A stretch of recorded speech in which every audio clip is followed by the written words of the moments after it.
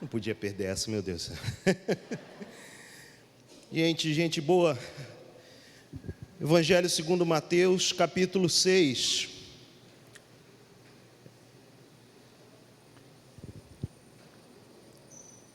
A leitura de hoje, concluindo esse capítulo, será feita dos versos 19 até o 34.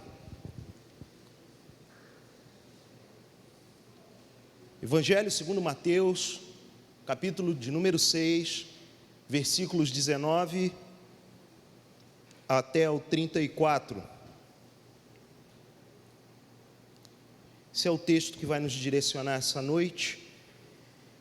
A palavra do Senhor diz assim: não acumuleis para vós outros tesouros sobre a terra, onde a traça e a ferrugem corroem, e onde ladrões escavam e roubam. Mas ajuntai para vós outros tesouros no céu, onde traça nem ferrugem corrói, e onde ladrões não escavam nem roubam. Porque onde está o seu tesouro, aí estará também o teu coração. São os olhos a lâmpada do corpo. Se os teus olhos forem bons, todo o teu corpo será luminoso. Se, porém, os teus olhos forem maus, todo o teu corpo estará em trevas. Portanto, caso a luz que em ti há sejam trevas, que grandes trevas serão. Ninguém pode servir a dois senhores, porque ou há de aborrecer-se de um e amar ao outro, ou se devotará a um e desprezará ao outro. Não podeis servir a Deus e às riquezas. Por isso vos digo, não andeis ansiosos pela vossa vida, quanto ao que haveis de comer ou beber, nem pelo vosso corpo, quanto ao que haveis de vestir. Não é a vida mais do que o alimento e o corpo mais do que as vestes? Observai as aves do céu, não semeiam, não colhem, nem ajuntam em celeiros. Contudo, vosso Pai Celeste as sustenta. Porventura não valeis vós muito mais do que as aves? Qual de vós, por ansioso que esteja, pode acrescentar um côvado ao curso da sua vida? E por que andais ansiosos quanto ao vestuário? Considerai como crescem os lírios do campo, eles não trabalham nem fiam. Eu, contudo, vos afirmo que nem Salomão, em toda a sua glória, se vestiu como qualquer deles.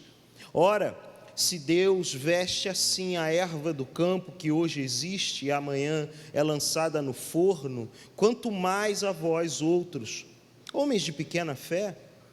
Portanto, não vos inquieteis dizendo: que comeremos, que beberemos, ou com que nos vestiremos? Porque os gentios é que procuram todas estas coisas, pois vosso Pai Celeste sabe que necessitais de todas elas. Buscai, pois, em primeiro lugar o seu reino e a sua justiça, e todas estas coisas vos serão acrescentadas. Portanto, não vos inquieteis com o dia de amanhã, pois o amanhã trará os seus cuidados. Basta ao dia o seu próprio mal.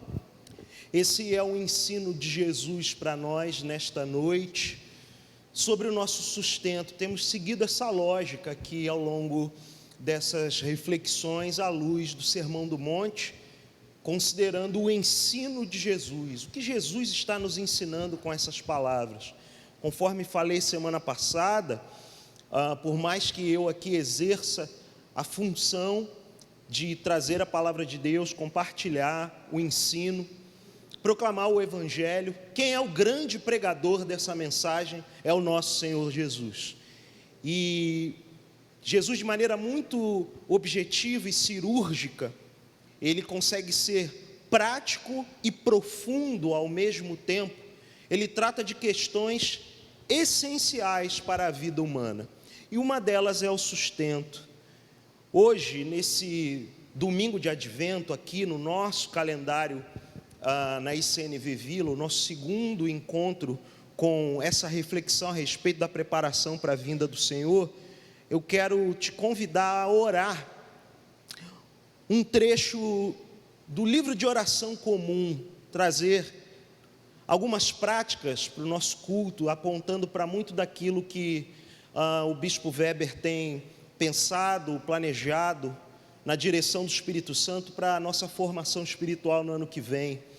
Nos conectar com a história cristã é saber que não somos inventores da roda, que não começamos nada novo e que somos parte de uma grande família de muitos filhos semelhantes a Jesus. Essa oração, normalmente na tradição episcopal, é feita nesse domingo de advento. E eu quero te convidar a juntos fazermos essa oração, que corresponde muito com algumas verdades que esse texto dessa noite vai falar com a gente. Que a gente possa entender o Espírito Santo nos guiando, inclusive numa oração escrita como essa. Vamos ler juntos essa oração e fazê-la juntos?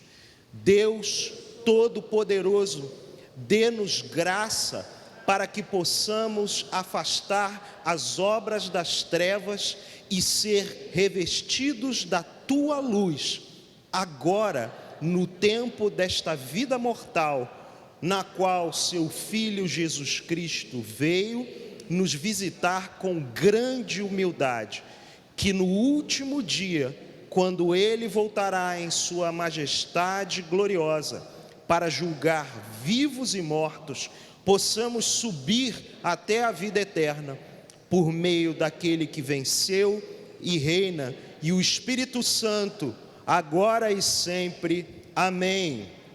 E amém. Essa é a direção do Senhor para nós essa noite, buscarmos ser guiados por aquele que venceu e reina, e pelo Espírito Santo, à medida que caminhamos na palavra de Deus nessa noite. Nós estamos vivendo esse período muito típico para muitos brasileiros.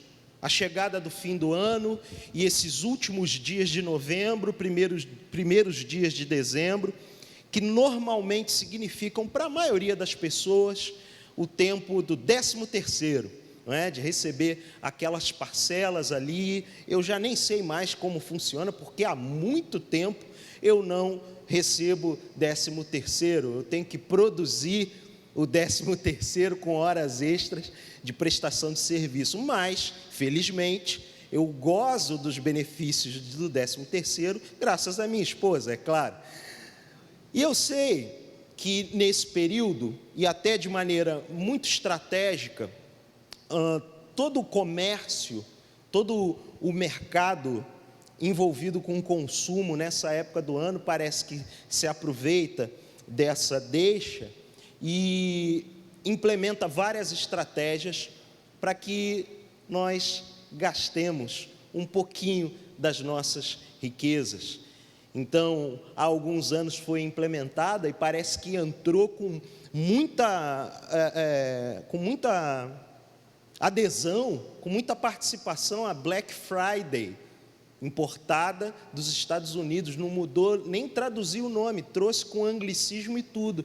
Eu penso, puxa, podíamos trazer o dia de ações de graças também, porque a Black Friday ela está ligada com esse calendário comum e oriundo de uma inspiração cultural cristã norte-americana, onde se lembra também de um tempo de ação de graças. E aí a Black Friday está junto, o dia da doação, tem o Thanksgiving, que é ação de graças, e o Tuesday Giving, o dia de dar, uma terça-feira depois da ação de graças, que é o dia onde normalmente esses que creem dessa forma, dentro da cristandade lá na outra América, doam, ofertam, fazem ofertas significativas com os seus valores, e não apenas usufruem das promoções que acontecem na Black Friday.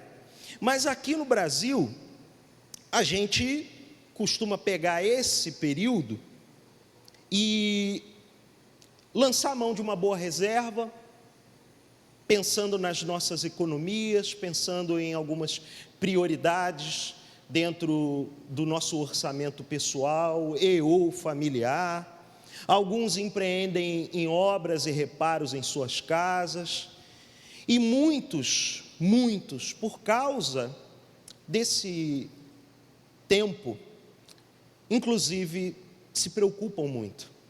Já se preocupam com o próximo ano, já se preocupam com aqueles impostos que sempre chegam todo início de ano, se preocupam em pagar a escola dos filhos, aqueles que assim o fazem, e mesmo que não o fazem, tem que pagar o material escolar, é IPVA, é IPTU, taxas e taxas e taxas, e o dinheiro ganha um papel, e a própria noção do sustento ganha um papel que vai se agigantando, vai, crescendo de maneira assustadora diante de nós.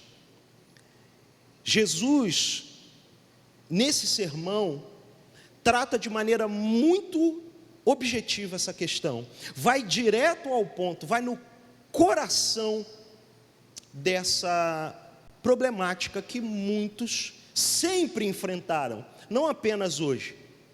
Antes de ser inventado o 13º, antes de surgir a Black Friday, antes de toda essa nossa relação com o dinheiro muito típica, em especial do século XX para cá, do século XX, século XXI, lá, desde aquele tempo, há 2000 anos atrás, judeus enfrentavam problemas com dinheiro. O público original, a audiência primeira dessas palavras que nós lemos aqui, e agora a gente vai olhar com um pouquinho mais de atenção, um pouquinho mais de cuidado, buscando interpretar o texto com o poder do Espírito Santo, para ver como isso se aplica para nós, como isso transforma a nossa vida, como isso muda a nossa vida. Mas naquele tempo, judeus enfrentavam sérios problemas com as suas finanças, com dinheiro, com sustento, para ser mais exato, porque para muito além da ideia monetária, que a gente possa olhar numa perspectiva superficial desse texto, o que Jesus está tratando aqui com os seus discípulos de maneira direta, e de maneira indireta com a multidão que poderia ouvi-lo naquele monte, era sobre o sustento, sobre ser sustentado materialmente. Isso é algo importante, isso é algo que tem relevância e que tem um peso para as nossas vidas, desde aqueles que já estão se preparando para isso. Hoje mais cedo o bispo tratou um pouco dessa questão aqui. É óbvio que é importante que o jovem pense no seu futuro, invista o melhor da sua energia, do seu intelecto para se capacitar, para conseguir dar sustento para a sua família. Mas onde está o nosso coração nisso tudo? Onde está a nossa atenção nisso tudo? Como são ordenadas as nossas ocupações em torno disso tudo que envolve sustento, desde os mais jovens até os mais velhos? Porque mesmo aqueles que estão nessa idade operacional, essa idade laboral, como é o meu caso ainda, produzindo, buscando se estabilizar financeiramente, gerar patrimônio e tudo mais, e talvez essa palavra ela seja muito, muito importante, muito relevante até para mim mesmo. Por vezes, o excesso de ocupação para a construção dessa estabilidade toma o lugar prioritário no nosso coração, que deve ser do nosso Deus. E é isso que Jesus trata nesse texto. E ele faz isso nesses versículos todos que nós lemos aqui, do 19 ao 34. Por isso, essa noite, eu não quis dividir, eu poderia parar no versículo 24 e fazer uma mensagem, e fazer uma outra mensagem à luz do 25 ao 34. Mas o que Jesus, de maneira muito sábia, faz nesse conjunto de versículos é tratar o problema no seu coração, no epicentro do problema. Ele vai no núcleo da questão e traz uma aplicação, uma forma de lidar de um jeito muito prático, com uma base teológica muito profunda, com essa questão: como somos sustentados. E ele começa fazendo isso com o estabelecimento de 2 tesouros. Ele vai usar 3 metáforas até o versículo 24 do texto lido. Do 19 ao 24 ele vai trabalhar com 3 metáforas. 3 ferramentas linguísticas para apontar para uma coisa e direcionar para outra, ensinar algo muito mais profundo, revelar algo muito maior a partir de uma ilustração. E ele começa fazendo isso com 2 tesouros, 2 coisas muito preciosas. Ele diz, 19 até o 21, Mateus 6, não acumuleis, não ajuntem, não guardem para vós outros tesouros sobre a terra, onde a traça e a ferrugem corroem, e onde ladrões escavam e roubam. Mas ajuntai para vós outros tesouros no céu, onde traça nem ferrugem corrói, e onde ladrões não escavam e roubam. Então aqui ele traça esse paralelo, 2 tesouros, tesouro na terra e tesouro nos céus. E a palavra é absolutamente clara, a direção é imperativa da parte de Jesus. A gente terminou o último versículo lido e interpretado na semana passada foi o 18. A última palavra do verso 18, se você olhar aí na sua Bíblia, vai estar lá escrito claramente: recompensará. De respeito à recompensa, a um prêmio, em algumas versões, galardão. E tudo aquilo que Jesus fala, naquela espiritualidade que tratamos semana passada, uma criptoespiritualidade, uma espiritualidade que não é exposta, mas que é vivenciada no secreto. Naquela espiritualidade existe uma recompensa. Nessa vida devocional que é buscada se viver no lugar seguro e secreto, como o próprio Jesus instruiu, de portas fechadas, no quarto. Quando a gente sai desse tempo devocional, a gente tem uma demanda no dia a dia. A demanda do dia a dia, ela não acaba porque nós temos uma vida devocional profunda e que temos também a garantia de uma recompensa da parte do Senhor. Existem demandas materiais e demandas físicas, e Jesus trata disso. Não acumuleis para vós outros tesouros sobre a terra. Não guarda para si, não se apegue a esses tesouros onde a traça e a ferrugem corroem. Essas palavras para mim são tão caras, porque eu não sou dado a patrimônios, mas eu pessoalmente gosto muito de uma coisa chamada livro. E eu não tenho muito dinheiro, mas eu tenho uma quantidade razoável de livros, eu gosto muito deles, francamente. Sou apegado aos meus livros, sim. E se tem uma coisa que existia no tempo dos judeus, uma praga que existia no tempo dos judeus, lá no Oriente Médio, e existe até hoje, em pleno Rio de Janeiro, são traças. E eu tenho um pavor desse negócio. E vez por outra já está chegando a época de fazer uma operação caça-traças em casa, para ver se eu acho algum foco dessa praga, para não corroerem o meu tesouro pessoal, que são esses livros. Tempos atrás, a ferrugem também era um problema para mim. Aí eu larguei os instrumentos, né? Então, para mim já... Mas antigamente, quando eu tinha guitarra, pedal de guitarra de metal, assim, né, de placa de metal mesmo, a ferrugem também era uma ameaça. Aí o meu companheiro era uma lata de WD-40 o tempo todo, né? Como é que é o nome daquele trem? Lubrificante? Qual é o nome daquilo? É um tira... Ué? É o quê? Eu não estou entendendo. Mas o fato é que eu tinha o medo da ferrugem também. Graças a Deus eu estou livre desse medo. Essas coisas que eu estou falando, elas já representavam pequenos tesouros para mim, evidentemente. O ponto é, como fecha o versículo? Jesus traça o paralelo. Não ajunte esses tesouros na terra, mas, versículo 20, ajuntai para vós outros tesouros no céu.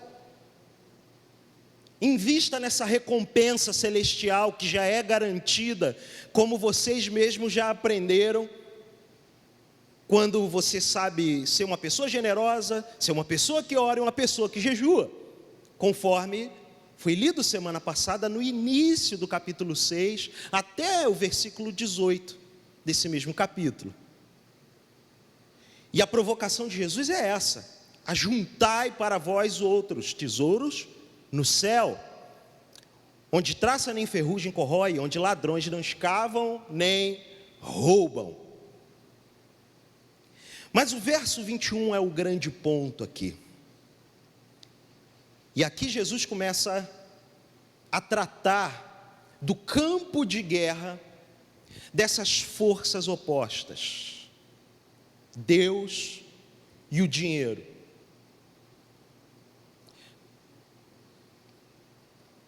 A certeza do cuidado dele sobre nós e a dúvida que alimenta as nossas preocupações. São duas forças opostas que os versículos de 22 em diante vão começar a tratar aqui. Jesus começa com essa metáfora sobre o tesouro, estabelecendo esse paralelo com aquilo que sim, normalmente é mais caro para o ser humano e era mais caro para esses que o ouviam. O dinheiro, aquilo que poderia garantir sustento, em especial para esses que Jesus fala, porque não eram homens ricos, não eram homens de posses. Acredita-se que desses, os mais bem afortunados e talvez mal comparando, uma classe trabalhadora, um pouquinho mais bem remunerada, eram os filhos de Zebedeu, de acordo com comentaristas do Novo Testamento. Os demais eram pessoas pobres, sem posses mesmo. Trabalhadores numa escala abaixo do que os da família de Zebedeu. Tiago e João, para nomear. Então Jesus está falando para a gente que o dinheiro não é para ostentar, o dinheiro é para pagar o que comer, o que vestir, onde morar. É sustento. Só que ele traz para o campo de batalha certo, o coração, versículo 21. Onde está o teu tesouro, aí estará também o teu coração. E um versículo, por vezes, amplamente repetido, amplamente falado, não é, nos nossos circuitos, e que a gente precisa compreender claramente. Onde está o teu tesouro, aí estará também o teu coração. É muito claro no texto bíblico, e na metáfora que Jesus usa, que o tesouro do discípulo de Jesus, o tesouro daqueles que olham para Cristo e o seguem, é esse próprio Cristo, é essa própria pessoa, é esse próprio Deus. O próprio tesouro é uma pessoa chamada Jesus. Lugar onde deve estar o nosso tesouro é apontado onde estão os nossos afetos, onde estão os nossos pensamentos, onde está o nosso empenho físico, intelectual, enfim, ao que a nossa vida é dedicada. É isso que Jesus está trabalhando aqui.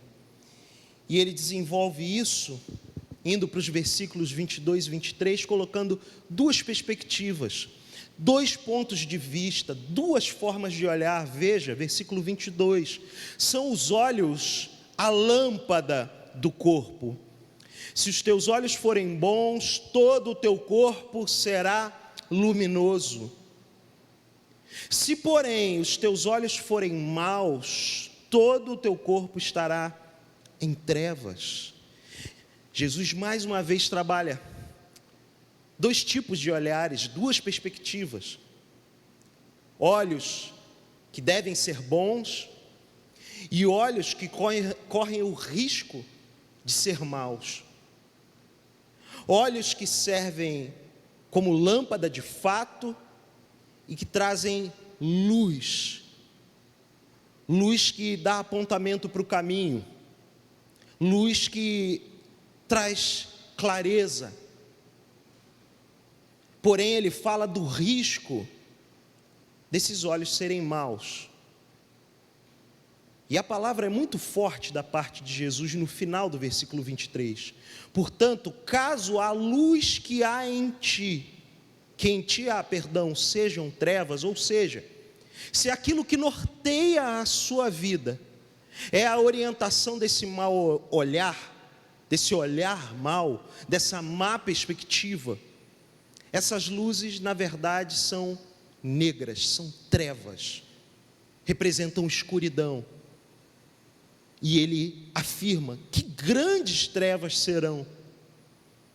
Essas duas perspectivas mostram que o caminho daquele que tem o seu tesouro guardado nos céus, o seu tesouro ajuntado nos céus, portanto, tem ali de fato o seu coração restaurado, ordenado, zelado, cuidado, cheio da presença de Deus, vai ter uma vida com uma perspectiva diferente. Uma coisa leva a outra. Aqui um efeito em cascata acontece a partir do coração, a partir de onde está o tesouro.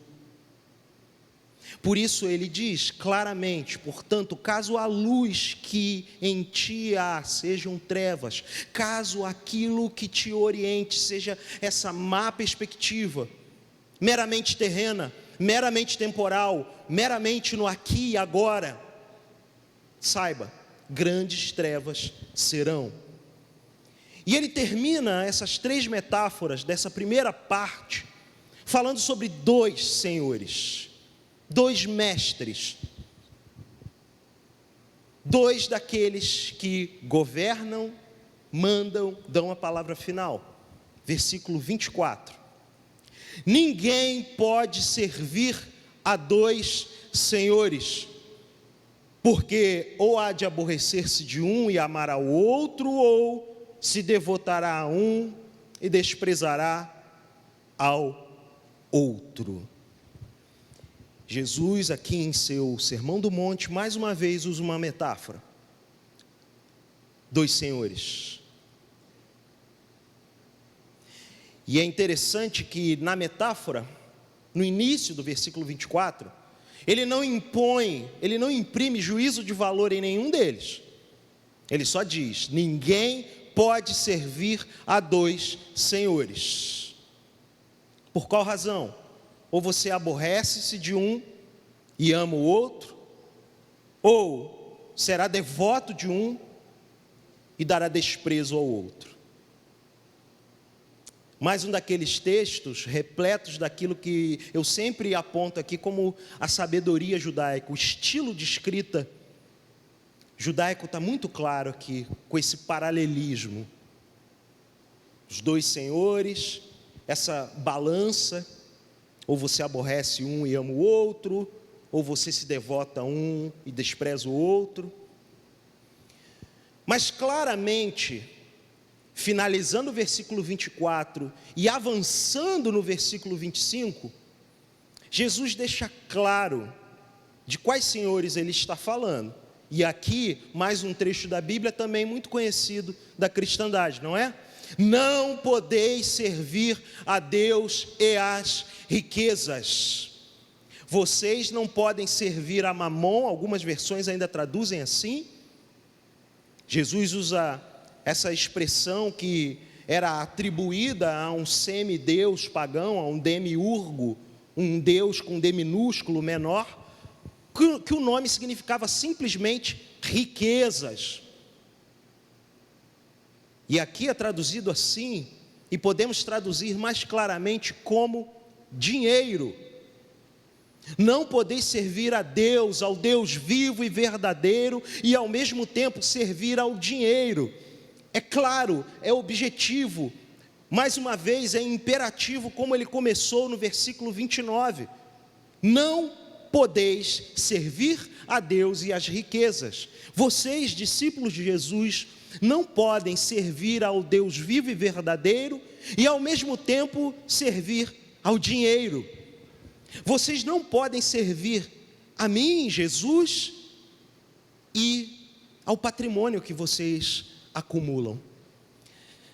E aqui Jesus encerra essa sessão, essa parte do seu Sermão do Monte, deixando uma palavra impactante até hoje.